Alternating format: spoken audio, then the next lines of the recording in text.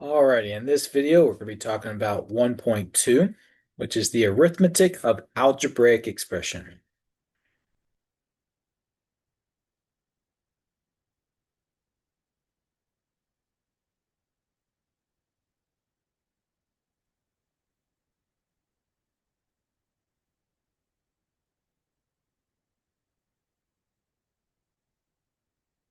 All right, so some important things in here are all the different type of names of your properties.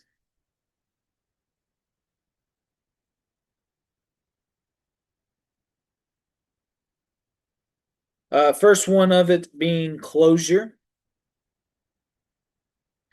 It just means that when you add or multiply, so there is an additive version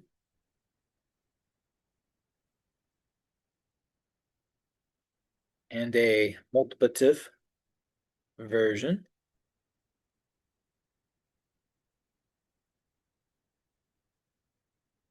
So enclosure just means if I add two real numbers, it'll become a real number, right? Multiplication as well. If I multiply two real numbers, it will give me a real number, right? That's all it's stating. So if I add or multiply two real numbers, there's no way it won't come out real. Now, there's a whole different problem set when dealing with two imaginary numbers coming as real. But again, topic for another time. The next thing we have is what we call commutative.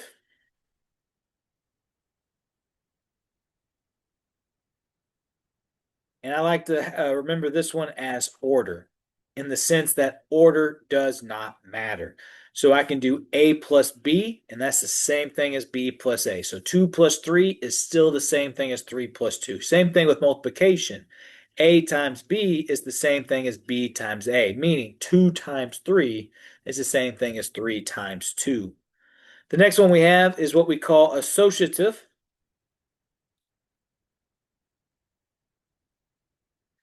And I like to remember this one as grouping, meaning I can change up my grouping and do something different and still get the same result. Meaning I could add B plus C first, then add A, or I could add A plus B first, then add C, but it'll give me the same answer. Same thing with multiplication. I could multiply B times C first, then multiply A, or I could multiply A times B first, then multiply C, right? So again, notice the order didn't change, but the operation in which I did it changed. My grouping changed. The next thing we have is what we call identity. And this just means that I start with something and I finish with it. So with the additive, my identity would be if I added 0 to it. So if I have something plus 0, I still have that exact same something. Nothing has changed to it. And this is the same concept as if I did 0 plus A as well. Same thing with multiplication. If I don't want to change it, I could multiply by 1 and I would get A. Same thing applies if I did 1 times A. All right, so notice with identity, you start with something and you finish with it with that exact same thing. The next one we have is distributive.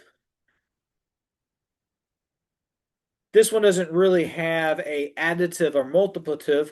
It basically just has something like this, where I can have an element that's going to multiply to something inside that's either adding or subtracting two things. So either these two things add or these two things are subtracted. And I would just get if I did this right here. So I could either do B plus C first or B minus C, then multiply A, or I could do A times B plus A times C, or I could do A times B minus A times C, depending on what operation you're dealing with.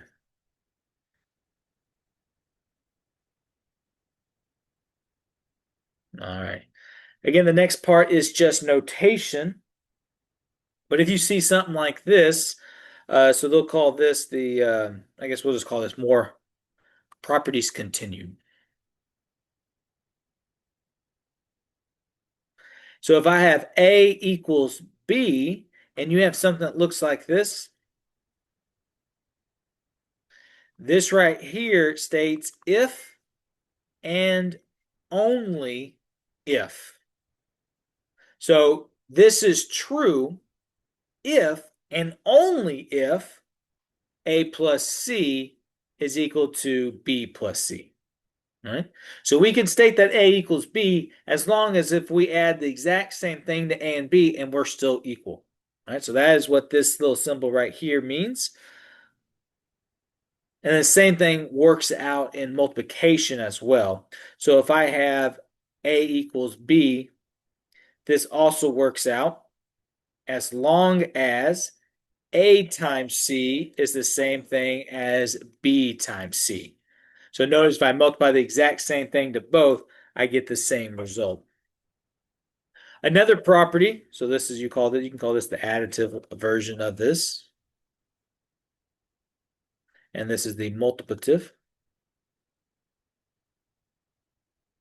This right here would be what we call the zero factor property.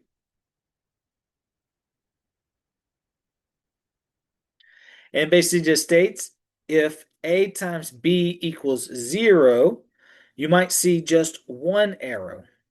All right. This just means if.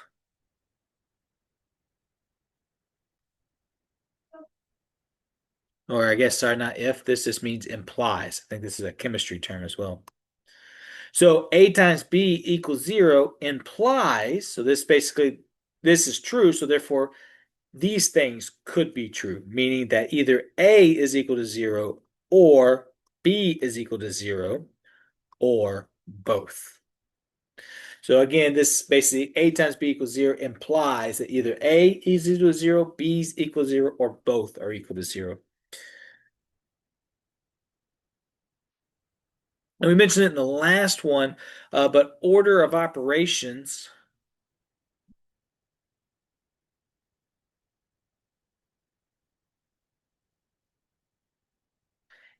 is followed by GEMDAS, where you start off with your grouping, then go into your exponents, or what the book calls powers.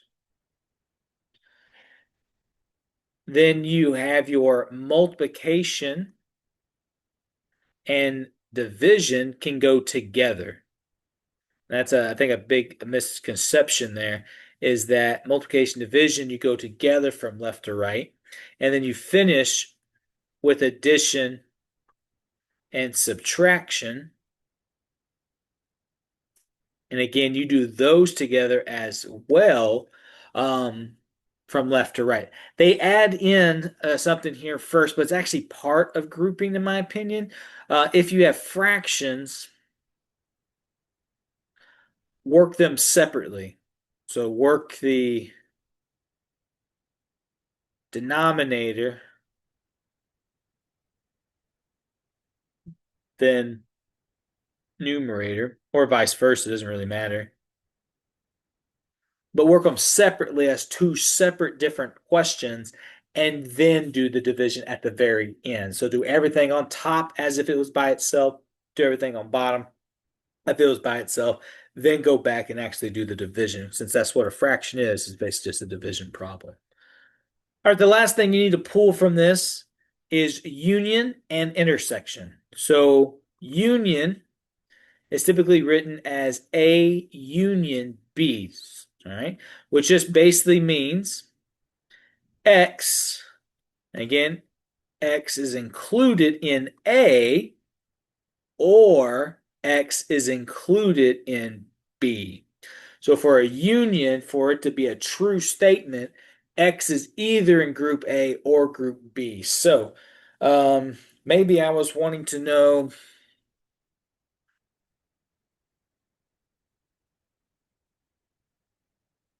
I don't know, let's see.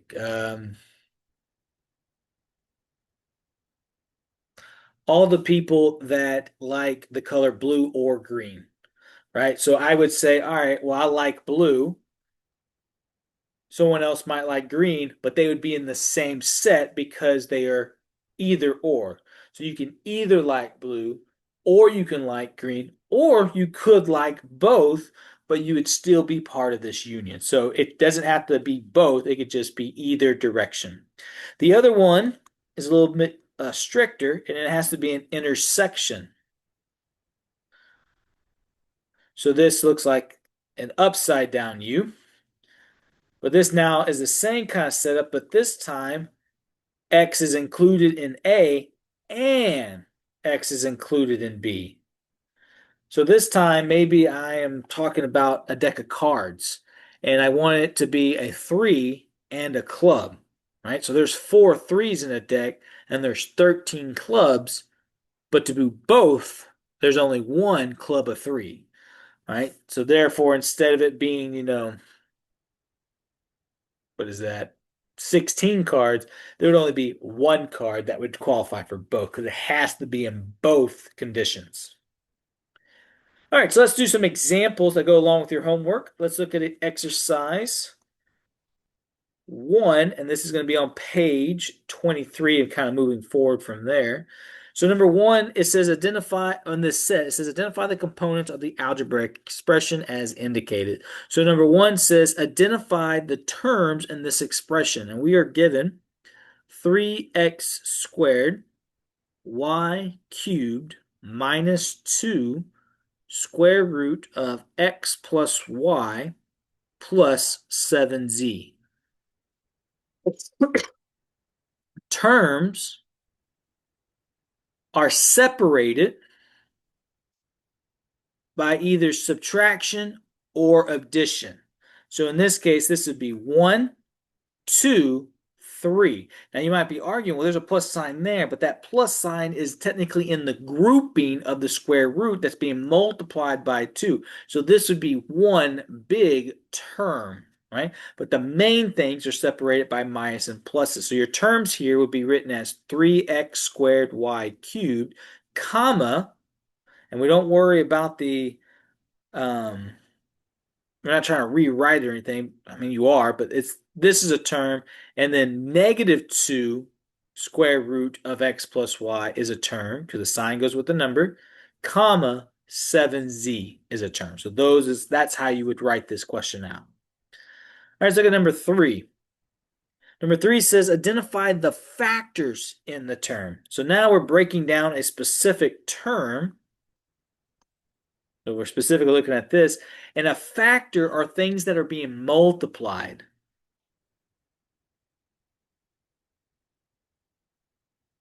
So things that are being multiplied, I see I have a negative 2 times an x square root of x plus y. So those will be my factors right there. So again, factors are separated by multiplication, and then terms are separated by addition. All right, let's look at another one. Let's look at number 8. Number 8 says identify the coefficients in the expressions. And we got one that looks like this. So negative 5x over 2yz minus ax fifth to the fifth y cubed plus 6.9z. So coefficients,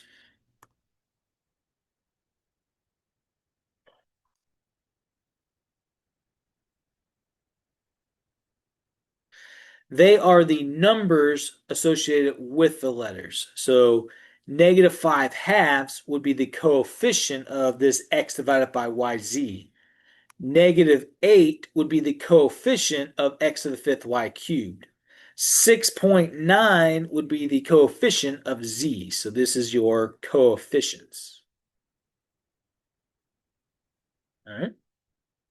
So that's a breakdown of terms, factors, and coefficients there. All right, let's look at number 21.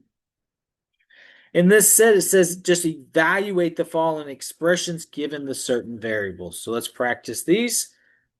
I try to do the more complicated ones. I figure the easy ones are pretty straightforward, but these complicated ones might get you. So you are given x squared y cubed over 8z minus the absolute value of 2xy over 8z, And you are asked to simplify this, get for the values of x equals 2, y equals -1, and z equal to 3.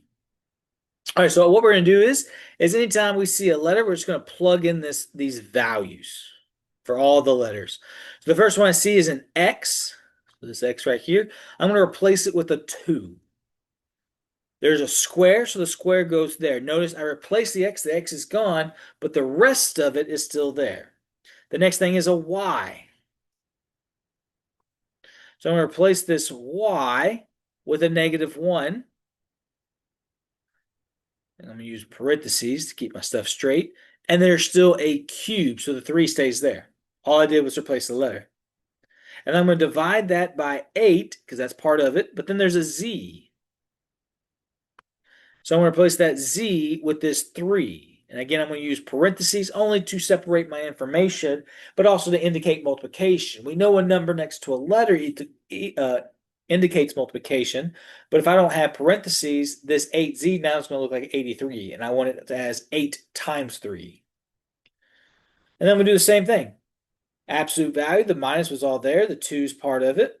And then I have an X. The X is a 2, so I'm going to put that in parentheses again to indicate multiplication and not 22. Y is -1, so I'm going to replace that Y with a -1. Close the absolute value because that was there. Fraction bar because it was there. And 8 because it was there. And now I'm going to replace this Z. And we'll replace it with a 3. And again, I'm going to indicate it with parentheses to show multiplication. Now I'm going to work it out. So order of operations tells me to do grouping stuff first. Well, these are parentheses indicate multiplication and exponents, so the only grouping I really got going on is these fractions here. Technically, fractions would be a grouping thing. So I'm going to treat this half right here as if it's by itself. So 2 squared would be 4 times -1 cubed is actually just -1. So that would be -1 times -1, which is +1, times another -1, which gives us a -1. Divided by 8 times 3, because again, I can work out the top as is, work out the bottom as is. 8 times 3 gives me 24. Minus, again, I'm going to work out the top. So the absolute value stays. 2 times 2 is 4. 4 times -1 is -4. I don't know why I wrote that so big. Let's erase that a little bit. There we go.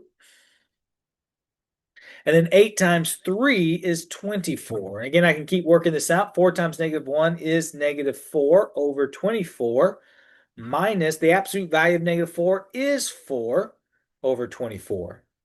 All right, so then when I'm working this out, you can do one of two things. You can work this out independently and simplify 4 over 24. Or I can say, hey, they got the same denominator. I could probably work these out.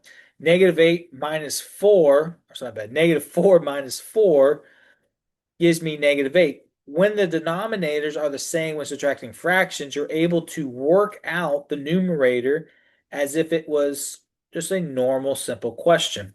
And then the denominator would stay the same. It does not change. This only works when the denominators are the same. So you want to make sure you're getting there as the same. Now from here, I do want to simplify this, and I do notice that 8 can go into 24 3 times. So what I'll do is I'll divide the top, or the numerator, and the numerator and the denominator by 8, because I can see that they both have 8 in common. So -8 divided by 8 is -1, and 24 divided by 8 is 3. So my final answer would be -1/3. I believe on the homework it does ask for the fraction. All right, let's look at another more complicated one. Make sure you have a good example of both. Let's look at number 22. This one is 5 square roots of x plus 6 minus 8y squared. And we want to substitute this for x equals 10 and y equals -2.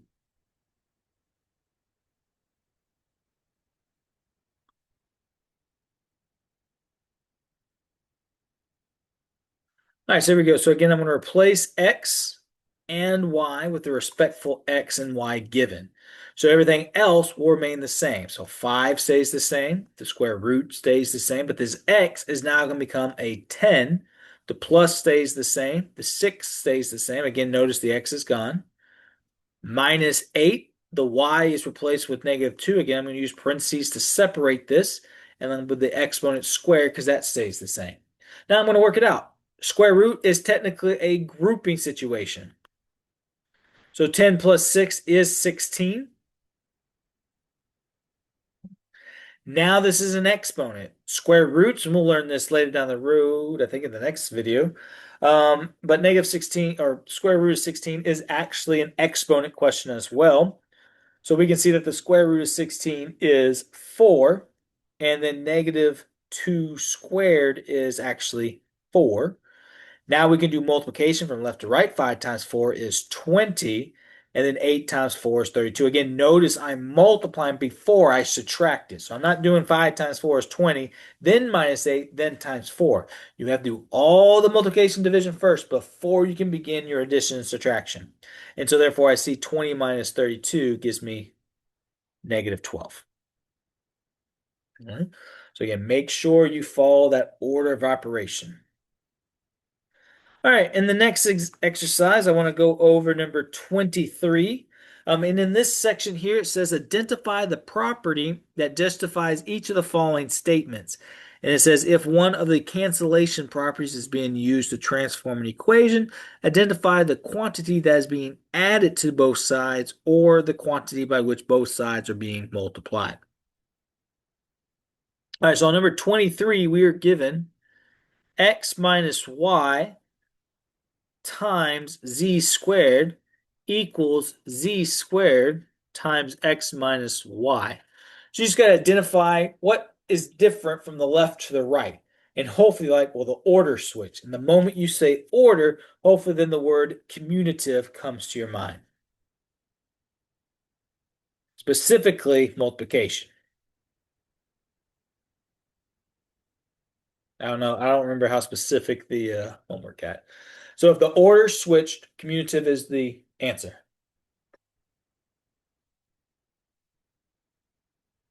All right, let's look at number 24. Number 24 says 3 minus 7 equals negative 7 plus 3. Again, hopefully you're like looking at the left, looking at the right. It looks like the order just switched. So when you said order, hopefully you then said, well, that's commutative again. But in this case, this would be the additive commutative property. All right, let's look at number 26. Number 26 says 4 times y minus 3 equals 4y minus 12.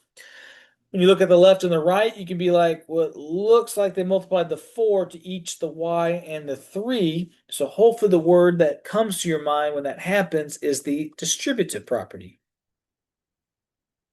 And hopefully at the same time, there is not addition or multiplication, so you're good at that one. All right, so look at exercise 27. So we got negative 3 times 4x to the 6 times z. And now it's negative 3 times 4 times x to the 6 times z, which in this case both equal negative 12x to the 6 times z. So hopefully you can go, well, the order's not switched, but now it looks like I have new parentheses, when parentheses is a representation of grouping. So you can maybe see, maybe the grouping changed. Maybe they decided to multiply negative 3 times 4 first, then apply it to the letters, and that would be correct. This would be the associative. When thinking of grouping changes, associative is the word. In this case, for multiplication.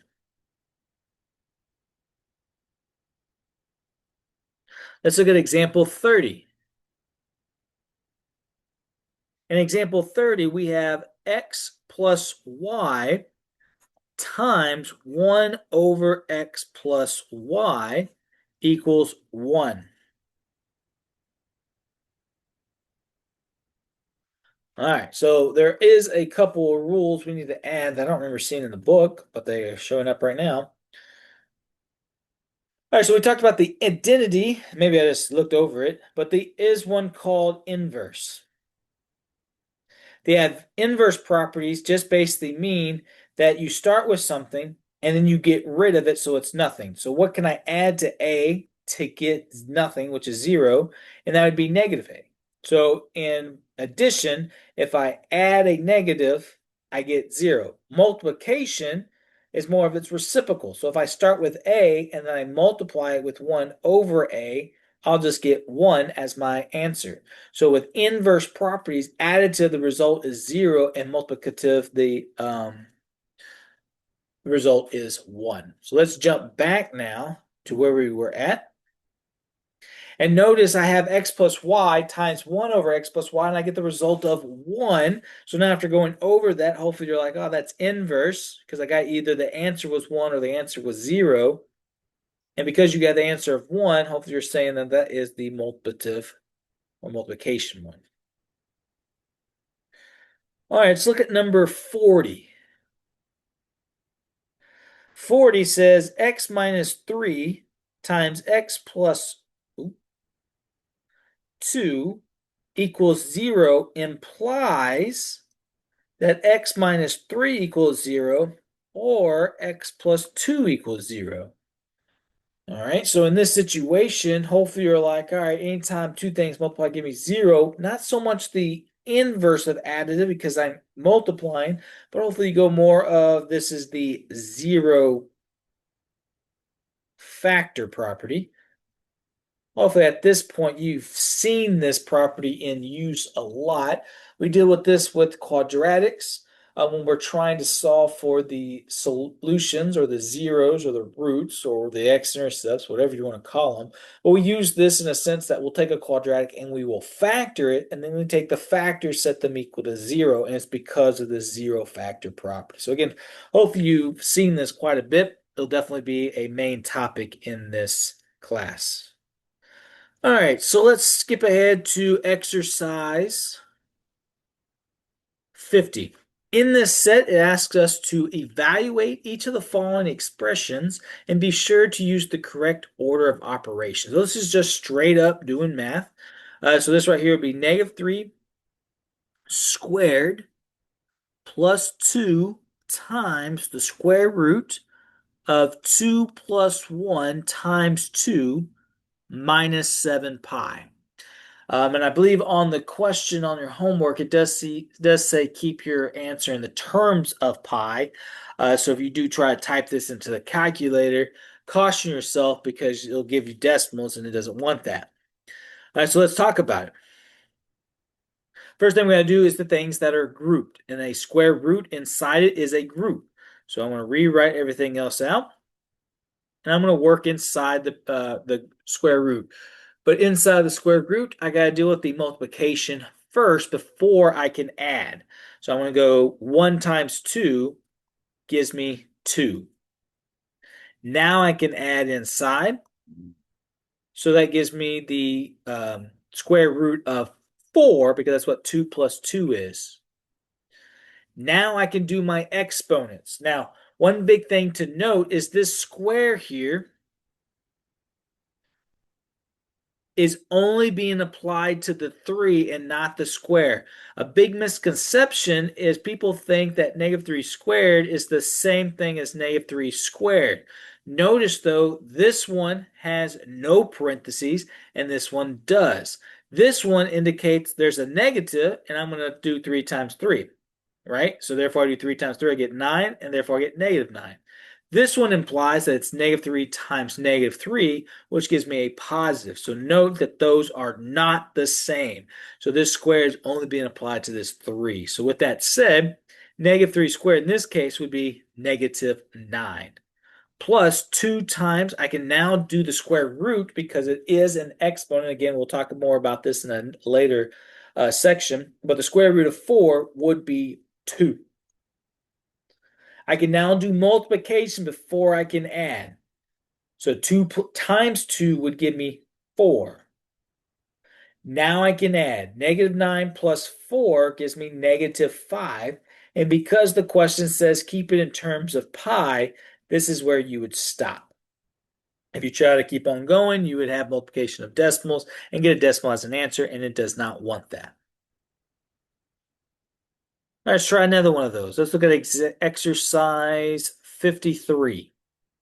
We are given -3 plus 6 times 1 divided by 5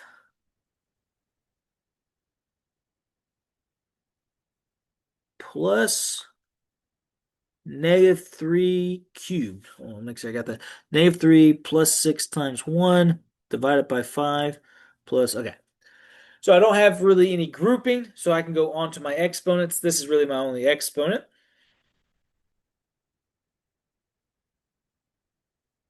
-3 cubed would be -3 times -3, which is 9, times -3 again, which would give me -27. Now I'm able to deal with my multiplication and division from left to right. So I have 6 times 1, which would give me 6 divided by 5. I'm going to go ahead and make this a -27 because it's technically a multiplication there. Now I'm going to do 6 divided by 5, which isn't anything. So I'm just going to kind of rewrite it like this as a fraction, -27. And it wants me to write the answer as a fraction. So I told you earlier, for us to add and subtract fractions, the denominator has to be the same. Well, when dealing with a whole number, we can make it into a fraction by simply just putting a 1 underneath it. Now our whole numbers are fractions, but I need the same fraction. So how do I get a 1 to become a 5? And hopefully you're yelling at the screen, just multiply by 5, which is great. But don't forget, you also have to do it to the numerator. Whatever you do to the denominator, you can do the numerator. I always have students go, well, why can you do that? Because technically you're multiplying by 1. 5 divided by 5 is 1. You're just manipulating it to make it work out for you. But you're not changing the value of it. All right, so 5 times -3 gives me -15. 5 times 1 is 5. 27 times 5 is, well, 5 times 7 would be 35. 5 times 2 would be 10, 13, 135. And then 5 times 1 is 5. If this was a face-to-face, this is where I'd be asking for a second, but I'm pretty confident in this. All right, now I'm going to go left to right. So -15 plus 6 actually gives me -9. 5 minus -135 over 5. And then -9 minus -135. Again, notice the denominator will stay the same. I just work out the top. But that would give me -144 over 5. Right? And there you go. Alrighty. Let's see. Let's look at another set. Let's look at number 64. In this, it simply just says simplify the following set expressions. So you are given two different sets. You're given two interval sets, and you're either given a union or an intersection. Easiest thing to do here, just so you can get a visual, is just do a number line. So I'll do this one this color. So this one's about -7. 0 is about right there, and 7's right there. All right, so that would be all of these numbers. And I even put if you don't remember, a bracket gets a solid dot, and a parentheses gets a open dot to indicate that it's not part of it. And then do the same thing with the other one on top of that one. So I'm going to do 2 and 5. So that's 0. So 1, 2 will be right there. And 3, 4, 5 would be about right there. And they'd both get open circles, and I would shade in between it. So being a union, it just has to be part of the green or the red. So in this case, my answer would be the maximum, which in this case would be -7 to 7. I just got to put the correct indicators. So this would be a bracket and a parentheses. And that would be your answer. Because again, it's or. So it's this or this. So as long as it's part of negative 7 to 7, it's going to be part of either or both. All right, let's look at another example to make sure we fully understand that. So let's look at example 66. This one is parentheses negative 5, comma 2. Notice this is an intersection, and then this is 2, comma 4. Hopefully I'm writing it all right. All this stuff starting to blend in. Okay. So again, same process. Do a number line so you can visually see it. Ain't no shame in this. I'll do this one first. So negative 5. So here's my 0. So 1, 2, 3, 4, 5. That's about negative 5. Open circle. Here's my 2. Close circle. And I'm just going to kind of shade in the middle. All right, now we'll do the next one. 2, 4. So here's my 2, 3, 4. So that would actually be an open. And then this would be a closed. And that would shade in the middle. All right, so this has to be the intersection, meaning it has to be true for both. Now, when you look at this, I'm hoping you're looking at it and going, the only overlap that it could potentially have is at 2. But we can't include it because 2, think of it like this. If you're questioning if a border number could potentially be your answer for an intersection that has to fall in both, take that border and see if it works. If I take 2, I can put it in this set because it's included. But if I put 2 in this one, I can't because it's all the way up to 2, but not including 2. So therefore, there is no intersection. So this would be considered an empty set. So you would do like those little curly brackets there. Forgot the notation also in your book can also be written with a 0 through a line through it to also indicate an empty set. But both of these would work. And I don't quite remember what your homework is, but it's going to be one of those 3 things. It could even just have you just write empty set. All right, let's just do one more to make sure we fully have this down. So let's look at exercise 68. We are looking at parentheses, negative infinity, 4, bracket, union, 0, infinity, parentheses. All right, so again, I'm going to start off by graphing. Here's my 0. 1, 2, 3, 4. Here's my 4. It gets a solid, and then it's everything less than that. So I'm pretty much just going to shade in an infinite direction in that direction. 0 would be an open circle, and I would pretty much shade everything in that direction. So for it to be union, it just has to fall in either or. So you want to go the farthest left to the farthest right. But in this case, the farthest left is negative infinity. The farthest right is positive infinity. So therefore, this is what my result would look like. It would be every single number. All right, for this to be true, because it's a union. If it was an intersection, I would just focus between 0 and 4, because that's where the intersection was. All right, so that's pretty much going to conclude our 1.2 lecture. As always, if you have any questions, feel free to email me. Other than that, I'll see you in the next video.